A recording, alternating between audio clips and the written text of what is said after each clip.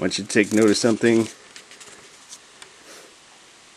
You know how when you get into the Kings, well, we are in the Kings. When you get into Kings and Chronicles and all, well, it says, and in the such-and-so year of such-and-so king over Israel began such-and-so to reign over Jerusalem. Or to reign over Israel. Wait a minute, maybe I goofed that. Oh, to reign over Judah. Okay, let's start over again. And in the such-and-so year of King such-and-so, who reigned over Israel, began such-and-so to reign over Judah. Then it'll say later, and in the year of such-and-so, king over Judah, began such-and-so to reign over Israel. Well, this is the point of the separation of the two kingdoms of Israel. So if you never got that before, here it is. This is where the kingdom was divided. I know a lot of you folks know that, but some of you don't. I didn't know it for many years. And this is the point. But King Solomon loved many strange women. God said, he's going to rend it out of his hand. He's commanded him concerning this thing that he should not go after other gods, but he kept not that which the Lord commanded. Wherefore the Lord said unto Solomon, forasmuch as it is done of thee, and thou hast not kept my covenant and my statutes which I have commanded thee, I will surely rend the kingdom from thee, and will give it to thy servant. But, notwithstanding in the days will I not do it for David thy father's sake. He's not going to do it while Solomon's alive, but I will rend it out of the hand of thy son, who was coming along, who was Rehoboam. Rehoboam. Pray the Lord will help me to always remember that now, because there's Jeroboam on the other side. Jeroboam was the first king of Israel. Rehoboam was the first king over Judah after the division, and we'll be getting to that. But this is the point here. He doesn't say yet who he's going to be. He will not rend away all the kingdom, but will give one tribe to thy son, for David my servant's sake, and for Jerusalem's sake. Jerusalem, David, and Jesus. Because it had to be this way. There had to be a division that would more single it down from the nation of Israel to the tribe of Judah, because Jesus Christ came from the tribe of Judah. Jesus Christ's act of salvation, giving salvation, where the Temple Mount was and where the sacrifices were done, it had to be done, and it was done on the Temple Mount without the gate. The hill of Calvary is part of the same mount, Mount Moriah. It's like the same hill of Moriah, the uppermost raised portion of that, as it even descends down just a little outside the city.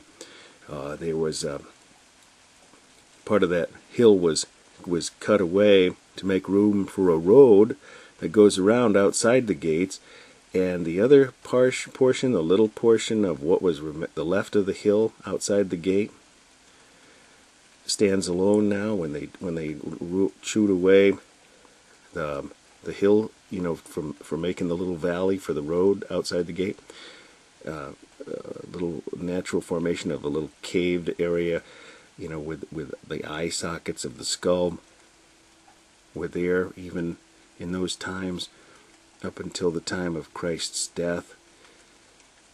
It's Calvary. It's Golgotha. But one tribe separated away. Makes me think of in John chapter 4, Jesus met with the woman at the well, the Samaritan woman, who was an offspring of the 10 tribes of Israel. You remember Ahab bought the hill of Samaria. Ahab king over Israel. The Israelites, the 10 tribes, became Samaritans. The remnant of Israel, Judah, remained in Jerusalem. The woman at the well said, "Why is it that you, being a Jew, are talking with me, saying that the Jews have no dealings with the Samaritans? Because, we're the watered down offspring of you guys. But you say, our fathers say in this mount men ought to worship, we have this well, Jacob's well, that our fathers gave to us, and we worship here, and this is where we all started, with Jacob and all. But you say in Jerusalem is the place where men ought to worship. And Jesus saying, the time is coming, and now is, when men not only in this place or in Jerusalem ought to worship. But wait a minute, Jesus, I'm going to back up. He said, you're right. He said, we worship what we know, because salvation is of the Jews, meaning the true Jews, from Judah, that worship in Jerusalem, because they're following, at that time not knowing why, the sacrifices and the offering given to God, which was a perfect relation to Jesus Christ, in perfect harmony with what his life was all about and what he was coming to do. But he says the time is coming, and now is, meaning right now, is the time for the ultimate main sacrifice to be done. The main event!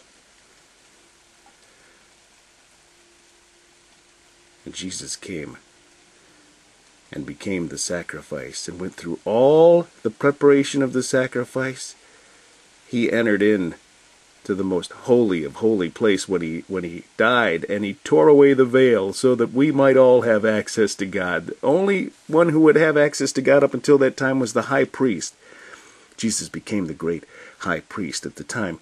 The earthly high priest, when the high priest at the time rent his clothes, which was something that wasn't allowed for the high priest to do. He rent his clothes while he was asking Jesus, are you the Son of God? And he said, yes. And he says, what further witness have we need of? You've heard the blasphemy with your own ears, And he tore his clothes. And Jesus at that time became the earthly great high priest. He's always been the great high priest. Well, actually, maybe that was made him great high priest. I don't know. But anyways, okay. Judah. Hey, check out Hosea 11:12. To those of you who are real searchers, look up Hosea 11:12 in the King James Bible, and you'll read the truth. And then look it up in any one of the versions of the Bible, which had their start. Every one of the versions of the Bible, other than the King James Bible, had their start in Alexandria, Egypt. Nothing good comes out of Egypt. But read the difference between Hosea 11:12 in the King James, which is the truth, and any of the versions, and you'll see that it lies about what we're seeing here.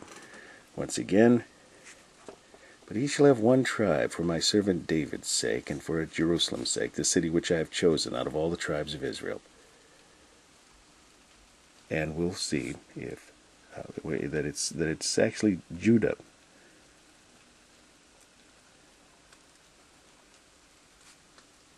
After we get through what's coming up next, Ecclesiastes.